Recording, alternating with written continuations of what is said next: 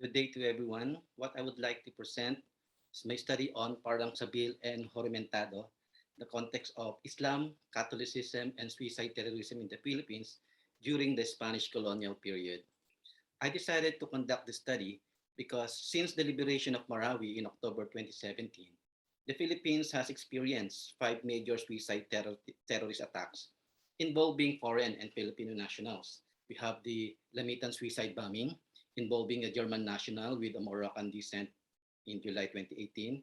Then we have the Holo Cathedral bombing involving husband and wives, a conjugal suicide bombings uh, uh, mounted in January 2019.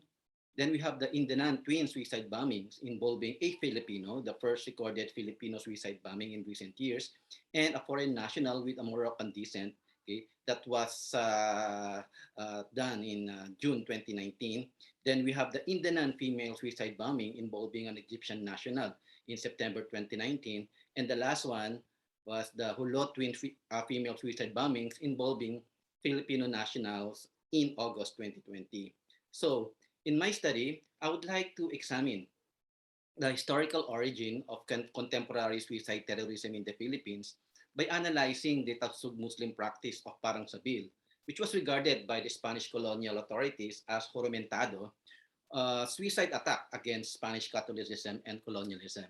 So I would like to focus my study on Sulu, okay?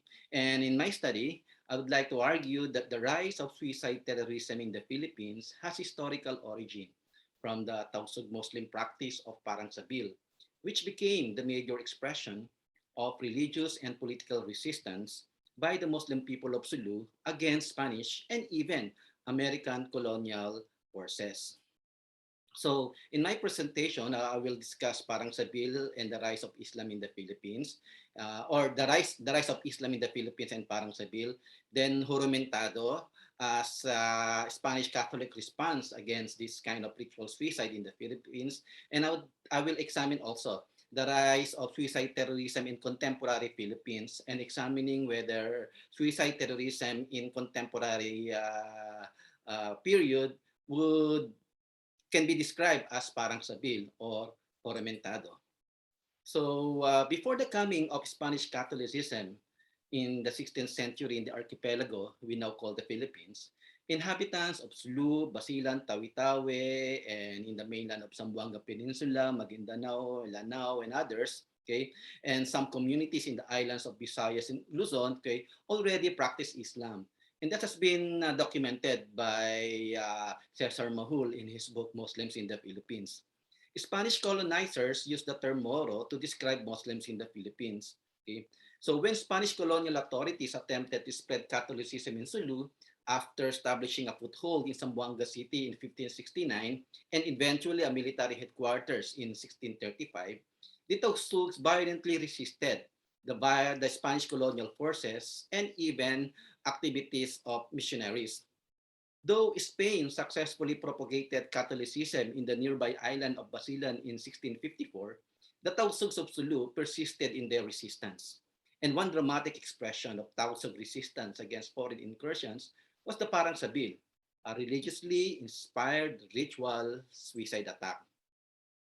Though the practice of Parang Sabil seems to have been forgotten since 1946, after the Philippines regained its political independence from American colonial rule, it has become the topic of recent academic discussions after the Philippines recorded the first suicide terrorist attack in Mindanao in July 2018, involving a German national with a Moroccan ethnic origin.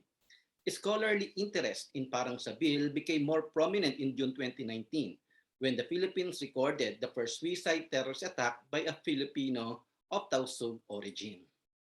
So, this study argues that though recent suicide terrorist attacks in the Philippines have solid historical antecedents from Parang Sabil, existing empirical and anecdotal data cannot yield conclusion if suicide terrorist attacks committed 4 years after the Marawi siege can be called as Parang Sabil.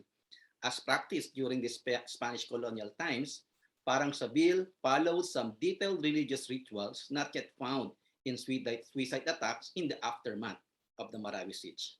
So let me discuss Parang Sabil and Islam in the Philippines, and which I call the historical and religious roots of ritual suicide among Muslims in Mindanao during the Spanish colonial period. So maybe some of you already know that Parang Sabil was a Tausug interpretation of a jihadist cult called Fi Sibilillah, meaning dying for the cause of Allah. For the Tausugs of Sulu, Parang Sabil was an expression of jihad, a religious struggle that other scholars would inaccurately describe as a holy war. But jihad or Parang Sabil was more than a holy war. Parang Sabil was a meritorious religious effort aiming to prevail upon infidels or non-Muslims. Parang Sabil was a form of a religious duty to repel evil and strive to please God or Allah. In the Philippines and as practiced in Sulu by the Tausugs, Parang Sabil was a religious devotion to defend Muslims against faith trying to destroy Islam. And Parang Sabil was a spiritual commitment of Tausugs of Sulu to offer their lives to defend Islam against non-believers and to defend their homeland against invaders. Thomas Kiefer was a well-known scholar who studied Parang Sabil very seriously at that time when the practice was seen to have already been forgotten by some people in Sulu. And according to Kiefer, Parang Sabil was a legendary act of ritual suicide among the Tausug people of Sulu. And he wrote this very excellent article in 1973 and repeated in the Philippines in 1988. Parang Sabil, a ritual suicide among the Tausug of Sulu. Okay. And in this excellent article, Kiefer regarded Parang Sabil as a form of altruistic suicide and as a militant demonstration of jihad against non-believers. In his historical analysis, Kiefer divided the evolution of Parang Sabil in Sulu into four phases. The first phase occurred in the 16th and 17th centuries. And during the first phase of Spanish colonial forces, and Tausug freedom fighters were at military parity, meaning on an equal military footing. So during this phase of the Parang Sabil, regular warfare prevailed between the two forces. Tausugs fighting the Spanish were in Parang Sabil as they intended to kill and to be killed in the battle. The second phase took place in 18th and 19th centuries, especially when Spain fully established a military garrison in Hulo in 1876. Though the Sulu Sultanate security forces could still mount offensive attacks against Spanish forces during this phase, individual acts of suicide through Parang Sabil grew rapidly to support conventional warfare. The third phase of Parang Sabil happened during the early American colonial period, which will not be covered by my study, but I will describe it anyway. This occurred between 1899 to 1913.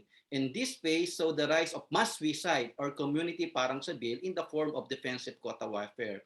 And the last phase of Parang Sabil was noted during the Japanese occupation of the Philippines leading to World War II. Parang Sabil during this phase became largely an individual act, sanctioned by the family and supported by the community. So from these four historical phases of Parang Sabil, Kiefer identified two forms of Parang Sabil practiced by the Tausugs of Sulu. One form was a suicide attack by an individual or by a group of warriors ready to be martyred, prepared through a delicate religious ritual. But another form of Parang Sabil was the innocent killing of Muslims in the hands of non-believers during battles. Muslim Tausug would be declared someone as Sabil if they died innocently in battle, whether or not they formally prepared or they were formally prepared ritualistically for it. An important requirement of Parang Sabil was the religious ritual associated with it. Parang Sabil was not only a military duty. Parang Sabil was largely a religious commitment, a great spiritual sacrifice of Muslims pursuing jihad. Thus, Parang Sabil targeted not only Spanish military forces, but also Catholic missionaries preaching negatively against Muslims. So this is the ritual described by Kiefer in his study, where there will be delicate processes to clean the body and the soul of the Sabil. So it's a cleansing procedure before the commitment of Parang Sabil. And there was also a preparatory ritual that had masochistic elements and sexual undertones, because in the description of Kiefer before the the Tausug would mount a parang sabil, the genital of the Tausug should be properly erected, meaning in a proper upright position. So that those are the characteristics of the preparations for parang sabil. An interesting feature of parang sabil was the prominent use of a bladed sword called kris. Commonly used in Mindanao and other communities in Indonesia and even Malaysia, kris is noticeable because of its wavy design. It is very curvy that makes kris unique from other bladed weapons. Parang sabil was associated with the use of kris. In fact, an opera was even produced in 2004 describing Parang Sabil as the sword of honor.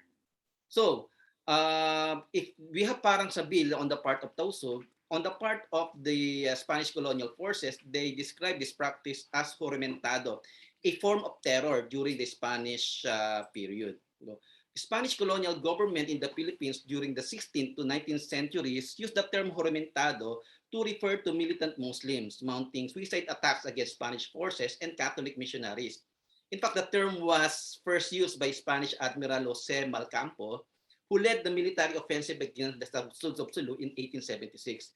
Malcampo witnessed the bravery of the Tausugs during battle and observed the willingness of Tausug to die in the course. So, in their battle, Malcampo ordered his men to retreat because of the Joromentados. In his academic study of Jormentado, J. Franklin Ewing, a Jesuit from Fordham University, described it as an institutionalized suicide among Moros in the southern Philippines.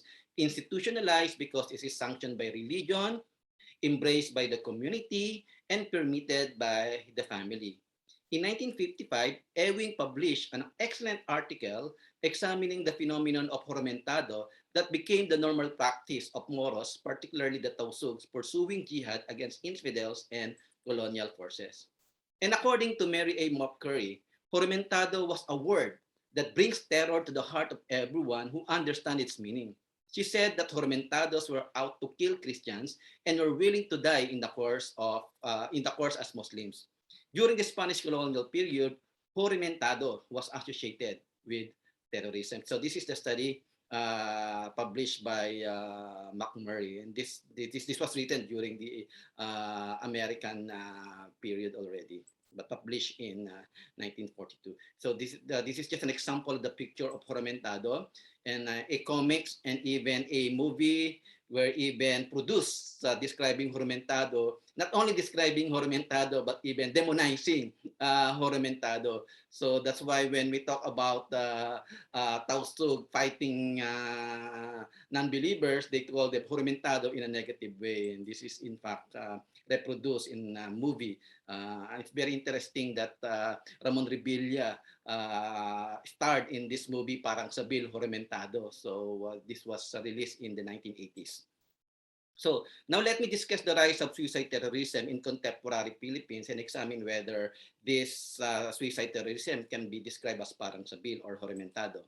So we have witnessed Filipino suicide terrorism, conjugal suicide terrorism, female suicide terrorism, and family suicide terrorism. So I will just describe very briefly my study on the 5 suicide terrorist attacks in the Philippines, and my argument is that they are all related, belonging to the same family, and belonging to the same group adhering to the ideology of the Islamic State of Iraq and Syria. So in the Hulo female suicide bombings, the last suicide bombing in August 2022, the 2 female bombers were related with the previous bombers, Norman Lasuka, the bomber in June 2019, okay, and Talha Humsa, an ARG master bomber. Okay, so and in the non-twin Sulu suicide bombing, Makribi, a foreign national, was the son of Bukatir al-Makribi, the perpetrator of the first recorded suicide bombing in recent year that occurred in Lamitan in 2018.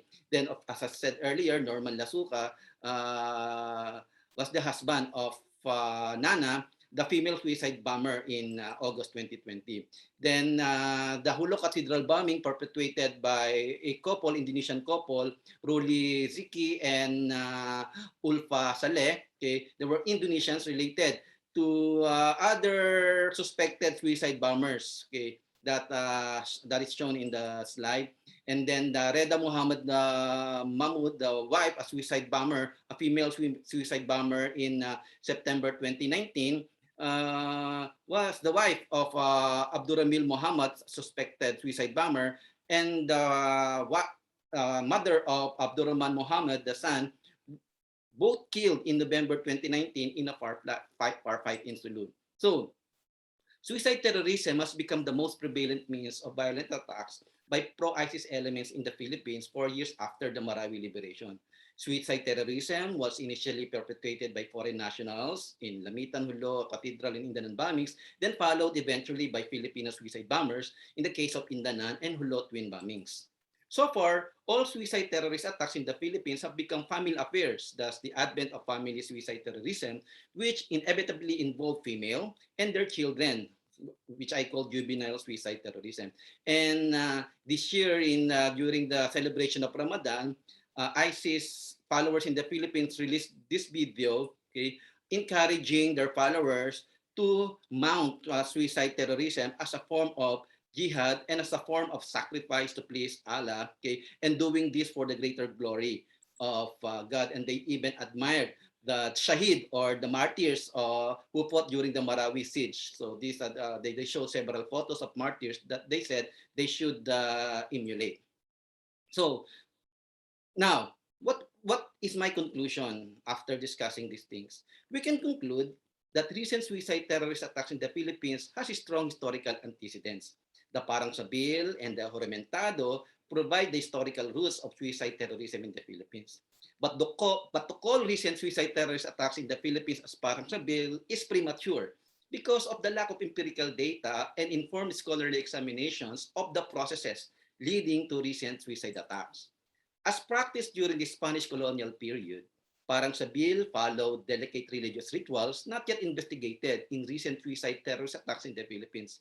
The involvement of women in recent suicide attacks also challenges the old practice of Parang Sabil exclusively practiced by Muslim men. There's still a need for other scholars to deeply study the current rise of suicide terrorism in the Philippines.